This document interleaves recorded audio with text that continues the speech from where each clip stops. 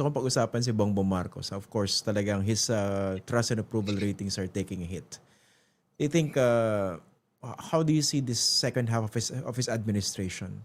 Uh, will he be limping toward the finish line, or can he regain his composure or strength, or talagang resign na ba tayo sa lame duck years at is conventionally seen for a sitting president?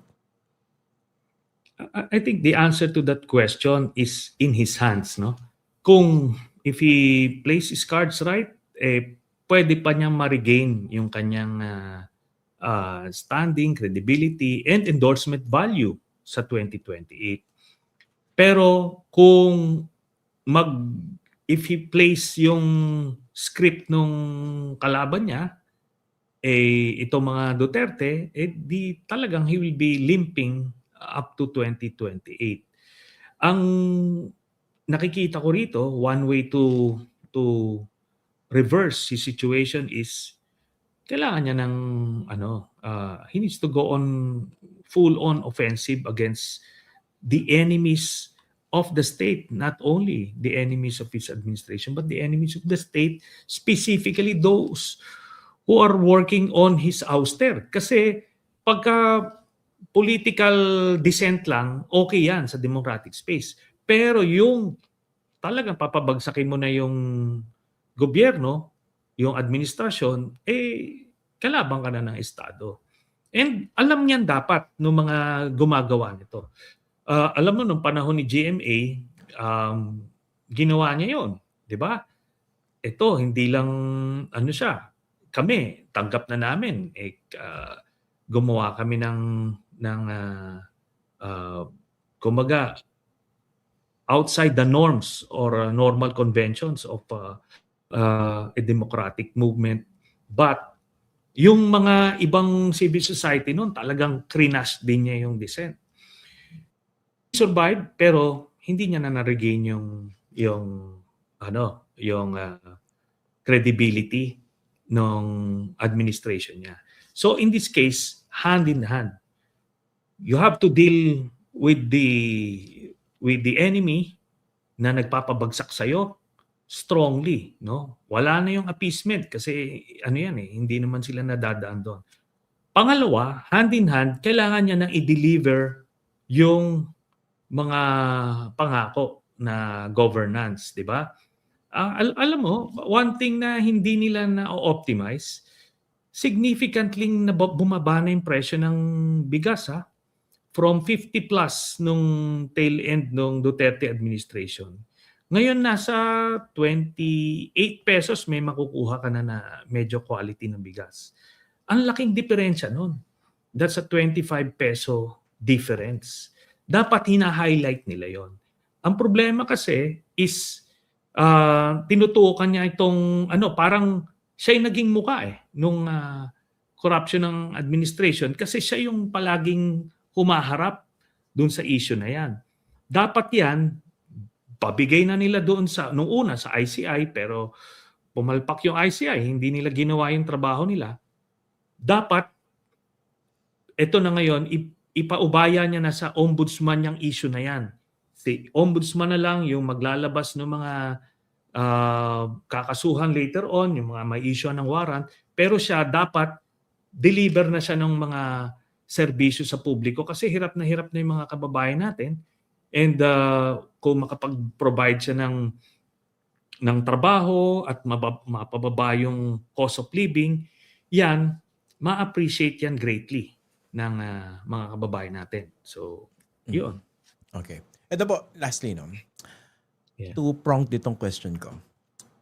Ito madalas itanong po sa akin ng mga nakakausap ko, bakit despite all these issues, pag inobserbahan naman ng isang reasonable person itong si Vice President Sara Duterte, hindi kagalingan. Okay? Pero bakit ang dami pa ring panatiko ni Sara Duterte at ng mga Duterte? Number 2, kung sakaling umabot siya sa 2028, sino sa tingin niyo yung makakatalo sa kanya?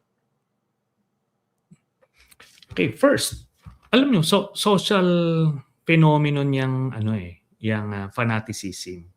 'Di ba nga Pagka umabot kasi ng level ng gano'n, yung cult following or fanaticism, yung pagsuporta mo sa isang personality, 'di ba sa US nga yung sinasabing yung pinainom ng Kool-Aid, 'di ba yung, isang preacher na sinabi na, "Dapat madadala tayo sa langit, inumin niyo ito." Ininom nila, lahat sila nalason, Gano'n 'yon. 'Pag umabot ka na ng level, wala nang gagawing mali yung iniidolo. Pero ang, nakita naman natin dito, meron siyang kumbaga sa buong supporters, base of supporters ni Sara Duterte, meron yung fanatics at meron pa rin yung mga moderate to light supporters niya. Na ano lang, yung iba nadadala lang ng bandwagon, yung iba name recall, meron yon. Yun ang target natin. At eventually, huhupa yun, mababawasan yun. Kasi nakita na nga namin yun kay kay Binay noon. Nung unang months ng investigation, hindi natitinag. His base was holding. Pero eventually, nung na-expose namin yung Hacienda Binay, parang that was the feather that broke the camel's back. Nag-ano sila, suddenly nag-step back, ay teka, ano na to, sobra na yan. So nag-collapse Ang bilis nung pag-collapse. Tapos yun na ngayon, may mga nag-emerge na mga bago. So, I'm not losing hope. Ang nakita ko nga dito, ilan yung approval rating ni Sara? Approval rating ito, not voter preference. By the way, in a few weeks, magkakanda kami ng survey para makita na natin yung baseline for 2026. So doon natin makikita ilan ba talaga yung base niya. And we will monitor that as we go along, kung pababa siya o pataas. So anyway, bottom line, compared to how the Duterte started ilang years ago, 10 years ago, significantly marami nang namulat. Kaya that gives me hope na ano pa rin tayo, we can get this thing done by 2028. Okay, sa second question mo naman, Kung sakaling umabot ng 2020, talagang kung hindi na umabot ng mapapanagot. 2028, meron kaming mga scenarios na gagawin head-to-head. So, head-to-head in a three-way race. Ang nakita kasi natin na divisions ng political spectrum, 4 na bloke. The Duterte block, the Marcos block, the middle forces, ito na yung mga kakamping, Dilaw, iba pa, yung mga namulat. So, middle forces. And finally, yung non-aligned, yung mga walang inclination. Nakafocus lang sila dun sa pang-araw-araw na buhay nila. So, hindi sila politicized.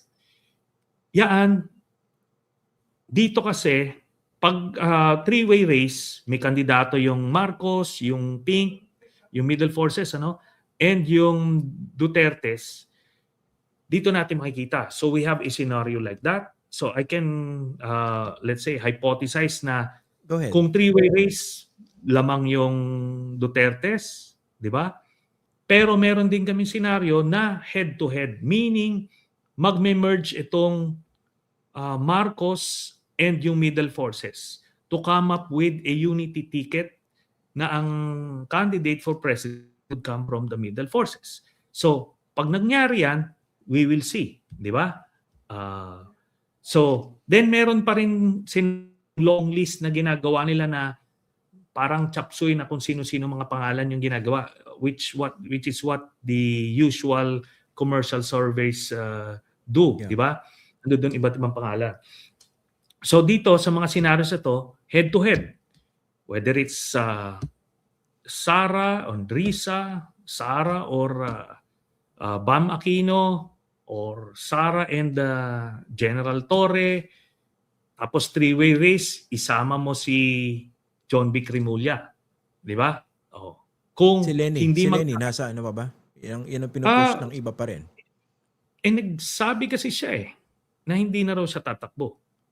So, unless she says otherwise, edi doon lang. Doon lang. Pero isasama pa rin siya dun sa long list. Kasi yun yung palaging nakikita ng mga ano. Hindi naman ito mga commission surveys, yung mga scenarios, hindi naman ito pinapublish kasi for strategizing purposes ito eh.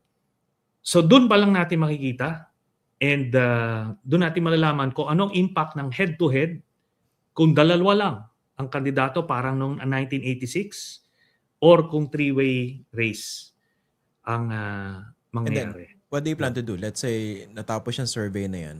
Kunwari, lumutang na yung may best chance to defeat Sara Duterte. Anong next move?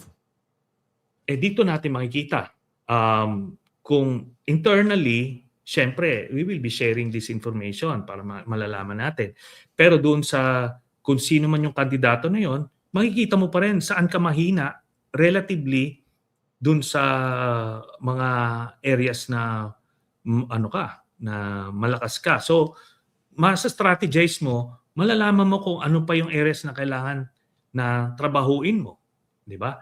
Pero again, yung two-way race, yung head-to-head, naka-premise yan doon sa coalition na I really believe that is doable, workable, and yun ang pinakang magandang paraan para masigurado yung tagumpay sa 2028. Kung magsanib yung pwersa ng Marcos Block, yung admin, at saka yung middle forces. Middle forces, okay. Yan din yung actually, ginujudo yan ng ng mga DDS. Sinasabi, ayan, term nila, kain suka kayo. So, yan ang balak nyo, no? Conspiring against the Dutertes, yung mga kakamping, yung middle forces, quote-unquote, with BBM. Sa ganitong reality po, hindi ba magmumukhang case of death yung, let's say, endorsement or support ng administration despite the machinery and all doon sa coalition candidate? Kasi nakita na rin po yan natin yan in previous election cycles. Yung binabasbasa ng isang mabantot na administrasyon, talaga natatalo. Yes, ando dun yun. Pero kung ang basis mo yung Arroyo administration, probably applicable yun. Pero let's remember, the Marcoses, they also have their own set of fanatics na yung Marcos loyalists, ano yan, siguro nasa 15 to 20% din yan na talagang magiging game changer yon. Hindi ito yung ang perception. Remember, 'di ba nakita mababa na yung ratings ng Marcos administration. But if you look at the approval rating and saan ang gagaling yon, doon pa rin doon sa mga solid north, mga base nila.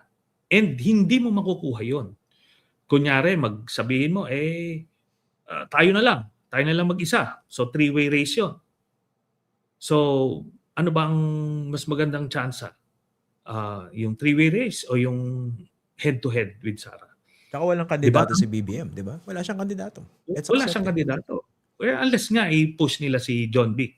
Pero ang bottom line dito is, if that is, sige, mangantsaw sila, DDS na sabihin, kain suka, o kung ano man pangangantsaw nila, hindi naman mawawala yung pangangantsaw. Whether mag-forge ka ng coalition with the Marcoses or not, dudurugin ka pa rin nila ng social media nila, ng fake news sila. They will continue to do what they're good at.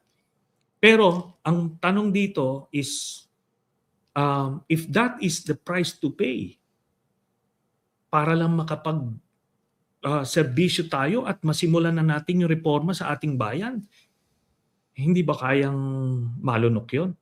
So yun yung kumbaga something to ponder upon by the middle forces.